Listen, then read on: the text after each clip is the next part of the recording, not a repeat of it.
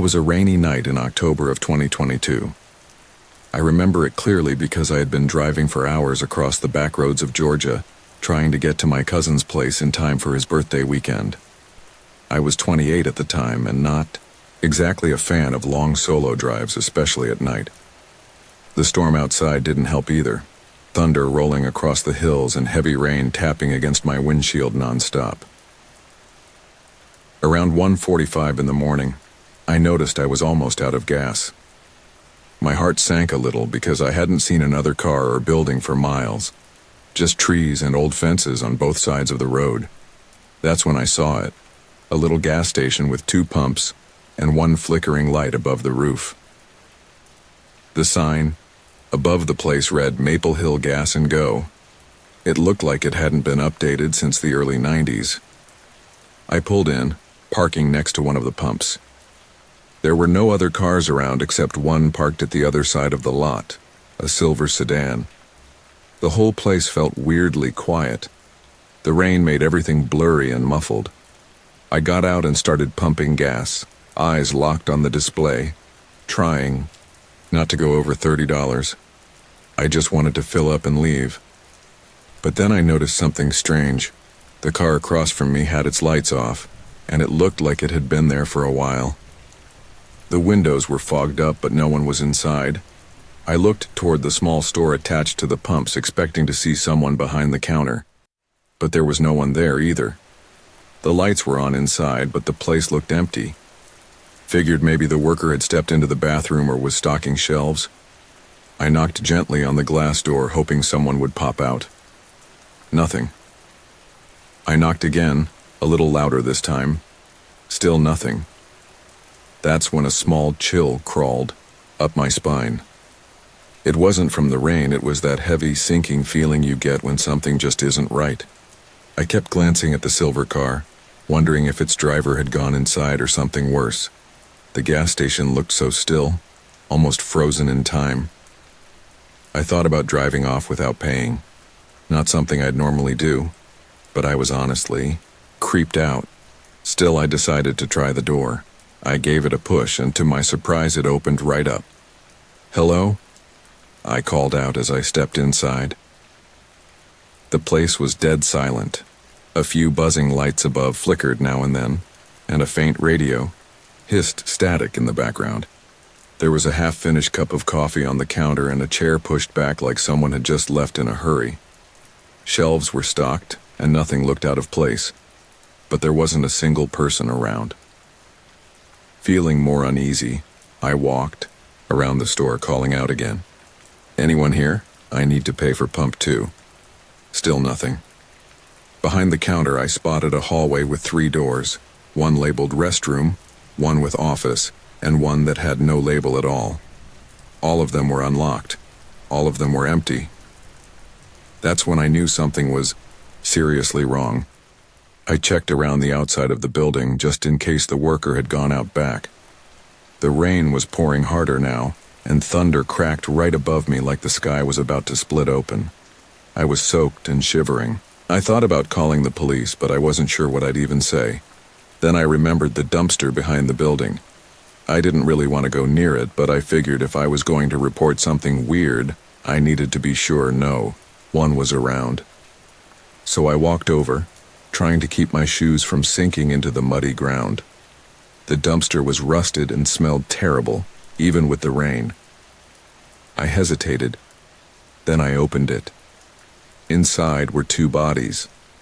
One was a man in his early 30s, wearing a dark green work shirt with Eli stitched on the chest. The other was a woman, maybe in her 40s, in a light blue jacket soaked in something dark. Both of them looked like they'd been twisted, almost folded in half, and stuffed into the dumpster. I couldn't even scream. My throat just closed up. I dropped the lid and stumbled backward, heart pounding so loud I couldn't hear the rain anymore. I fumbled with my phone and called 911, my fingers shaking. The woman on the line kept asking me to calm down, but I could barely talk. I finally said, "They're in the dumpster. Oh my God, there are bodies in the dumpster." She got quiet. Then she told me to stay on the line and wait for the police.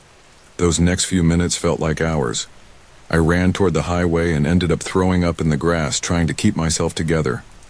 I remembered something from a crime show about not touching anything, so I didn't go back near the station. I just stood under a tree, soaked and shaking, staring down the road for flashing lights. Eventually, a patrol car pulled up. The officer stepped out and asked me a few quick questions, then told me to wait while they checked things out. I sat in the back of my car, trying not to look at the gas station. After about 15 minutes, the officer came back and said I could leave. I didn't ask any questions, I just drove. Later, I looked it up online. Local news had a few short articles. 2 bodies discovered behind Maple Hill gas station, found by passing traveler. That was me, but that was all they said. No names, no cause of death.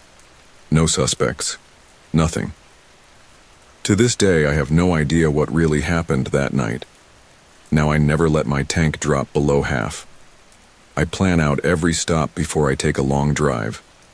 And if I ever come across a gas station that feels a little too quiet, I keep going. I don't care if I'm running on fumes. I'll push the car if I have to, because I'm not going back to a place like that again, ever.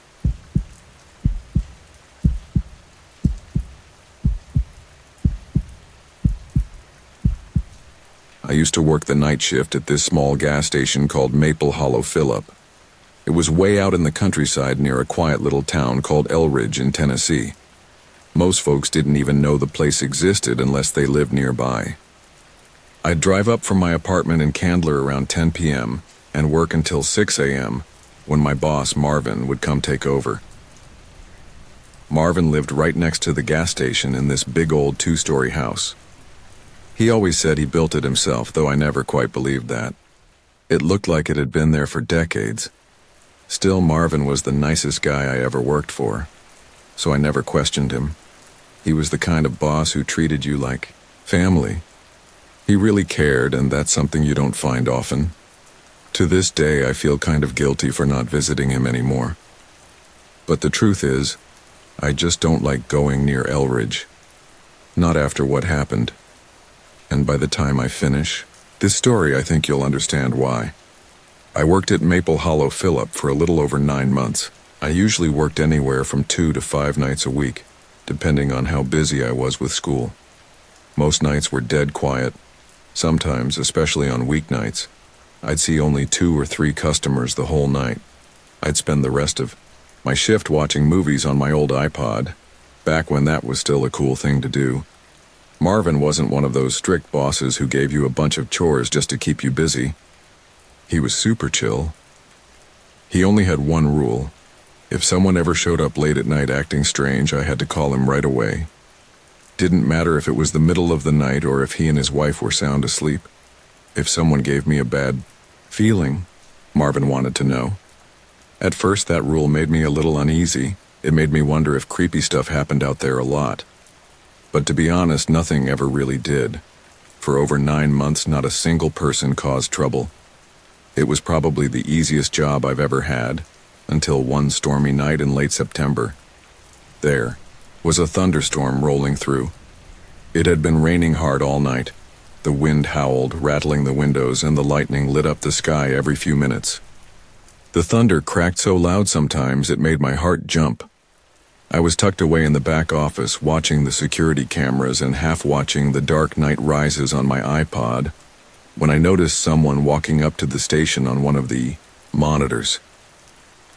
We had 3 cameras, one looking at the pumps, one at the front of the store, and one showing the inside of the shop.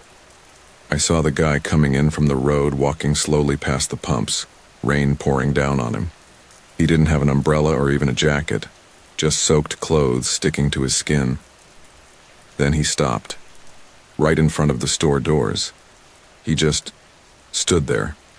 He was in clear view of the camera, and I got a good look at him. He looked like your average country guy, muddy work boots, worn-out jeans, and a dark baseball cap with some sort of deer logo on it. Totally ordinary. But something about him felt off. He wasn't moving. He didn't even try to come inside and get out of the rain. He just stood there like he was frozen. staring at the doors. At first, I thought maybe he was just thinking about something. Maybe he forgot his wallet or didn't want to get the floor wet. But then his head started turning, real slow, until he was staring straight into the security camera. And I swear to you, it felt like he was looking right at me. It gave me chills. My gut told me something was wrong. Really wrong. So I grabbed the phone and called Marvin. I didn't care if it made me look weak or silly. That guy outside was giving me the creeps. Marvin answered, sounding sleepy, but still alert. He asked me to describe the man. I started telling him, wet clothes, deer logo hat, staring into the camera, and before I could finish, Marvin slammed the phone down. I just sat there for a second, confused. Then I looked back at the camera, and the man was gone. He wasn't by the door. He hadn't come inside. He wasn't near the pumps either. It was like he just vanished. Before I had time to even think straight, I saw Marvin on one of the cameras running across the parking lot in the pouring rain, wearing only a white tank top and boxer shorts, holding a shotgun. He burst into the store soaking wet and shouted, "Where is he?" I stammered. He disappeared. I don't know where he went. 1 second he was there, then gone. Marvin rushed into the back office and rewound the camera footage. I kept asking what was going on, but he kept telling me to be quiet and watch. He was focused like I'd never seen him before. Then he paused the video on the man's face, and when he did, Marvin's face went white. He looked like he'd seen a ghost. His hands were shaking. Marvin, the calmest, toughest guy I knew, looked absolutely terrified. That scared me more than anything else. He called the police, then told me to go home. He said he'd cover the rest of the shift. The next day he called and said he'd understand if I didn't want to come back. I asked him once, just once, if he could tell me who the man was. Marvin went quiet. Then he just repeated what he said earlier. He'd understand if I didn't return. So I didn't. I thanked him for everything, wished him well, and hung up the phone. I never went back to that gas station, and I've avoided Elridge ever since. Sometimes, late at night when it storms, I think about that man in the deer cap. I wonder what he wanted, why he was just standing there in the rain, and most of all, what Marvin saw on that camera that scared him so much. I still feel bad about not visiting Marvin. He was good to me, but I couldn't go back. Not after that. Not without answers. Because if there's someone out there who can make a man like Marvin grab a shotgun and run half naked through a thunderstorm, then I don't want to know what that man is capable of, and I sure don't want to see him again.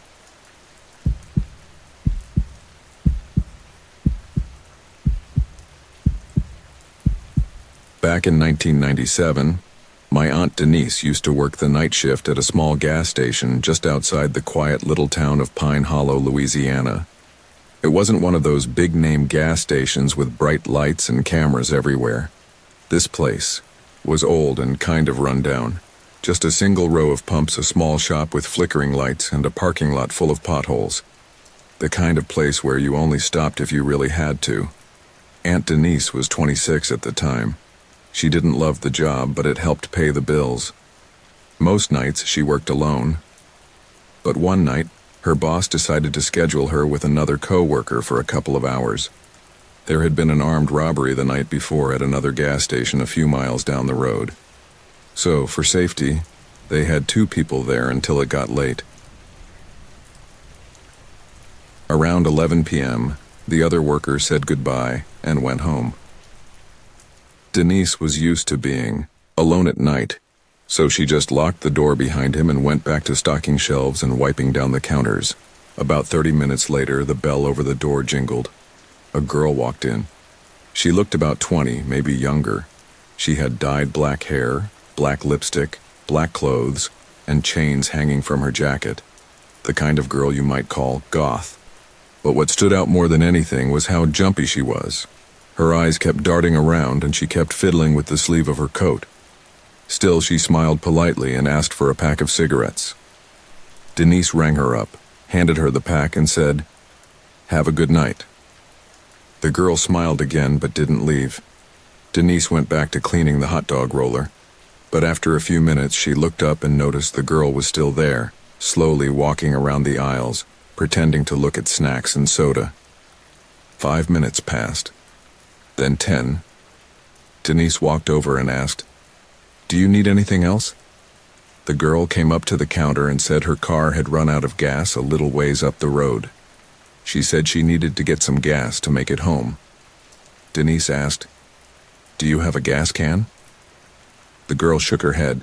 Denise sighed, then reached under the counter and pulled out a red plastic gas can. "We sell these," she said, and gave her the price. The girl looked down and frowned. "I don't have that much." That felt strange to Denise. The girl had just spent money on cigarettes, but now she suddenly didn't have enough for a gas can. Still, Denise was a softie. She had a big heart, even if it got her into trouble sometimes. She told the girl, "Don't worry about it, I'll cover it for you." The girl's face lit up. "Really? Thank you so much."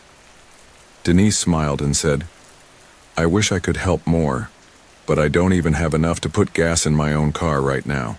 The girl nodded and said she could call someone, her uncle, she said, who might be able to bring her some money. Denise asked if she had change for the payphone outside, and the girl said yes. She thanked Denise again, took the gas can, and headed out the door. Denise went back to her cleaning but felt a weird itch in the back of her neck. Something wasn't sitting right. She had this cold, crawling feeling that something was off. So she walked to the back office where the small black and white security monitor sat and flipped through the camera feeds. That's when her stomach dropped. Instead of walking to the payphone, just 10 feet to the left of the front door, the girl had walked straight to a dark blue van parked along the side of the building, just out of direct view from the front windows. She walked up to the passenger side, leaned in, and started talking to someone inside. Denise couldn't hear anything, of course, but she could see the girl pointing back at the station. Not just once, multiple times, pointing right at the front door. Her hands were shaking now. Denise knew she was alone. If something happened, it would be just her. She didn't have a weapon. The phone on the counter barely worked, and the panic button had been broken for months. After about 2 minutes, the girl turned and began walking back toward the store. Denise stood behind the counter and forced herself to look calm. The door jingled again. The girl walked back in, holding the gas can. She smiled, too wide, too forced, and said, "Good news. My uncle gave me some cash, but I tried using the pump and I think it's broken." Denise frowned. "What do you mean?" "I don't know, it just won't work. Can you come out and help me?" Denise felt like her heart was going to pound out of her chest. She tried to keep her voice steady. "I'm not allowed to leave the store. Company rules." The girl's smile didn't move. "It'll just take a second, please." "Try another pump," Denise said quickly. "Sometimes one of them sticks." "I already tried them all," the girl said. Her voice was flat now. "Please, just show me how it works." Denise shook her head. "Sorry. Can't leave the station unattended. I'll get fired." The girl stood still for a moment, then took a deep breath, and something changed. She scrunched up her face, clenched her teeth, and began stomping her feet like a little kid throwing a tantrum. "I need your help," she growled. "Come outside." Denise took a step back. The girl was breathing hard, like a dog that had been running. Her eyes looked wild now, wide open and staring. Denise felt the fear rising in her chest, but she didn't let it show. Instead, she leaned forward, gave the girl a tight, fake smile, and said in a calm voice, "Oh, by the way, I saw you talking to your friend out in the van. I already called the cops. Gave them the license plate, too. Should be here any minute. They're fast around here." That was a lie. She hadn't called anyone, but she prayed the girl would believe. The girl's eyes went wide. Without another word, she turned and bolted out the door. Denise ran to the window and watched as the girl jumped into the van. The sliding door barely closed before the van roared to life and sped out of the parking lot, tires squealing as it disappeared down the road. After a moment to calm her shaking hands, Denise picked up the phone and actually called the police. She gave them a description of the girl, the van, and everything that had happened. Later that night, officers found the van abandoned near a wooded area about 5 miles out of town. The inside had been trashed, smashed up with hammers and cutters. The back seats had been torn out and there were deep cuts in the cushions. The police couldn't say for sure what the group had planned, but they told Denise it probably wasn't just a simple robbery. She gave her 2-week notice the next morning and never worked another night shift again. Whenever she tells this story, she ends it the same way. If something feels wrong, don't ignore it. Listen to that little voice in your gut. It's there for a reason.